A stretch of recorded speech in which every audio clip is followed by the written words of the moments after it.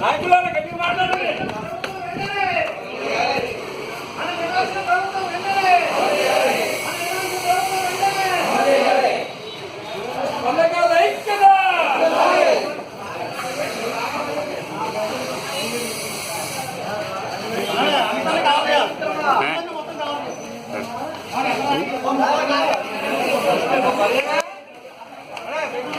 ఎదరగా నడండి మళ్ళీ పళ్ళు వస్తాం.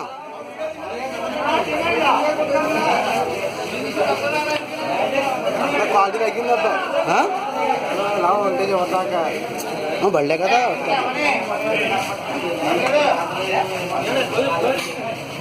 అలాగే పడ్డా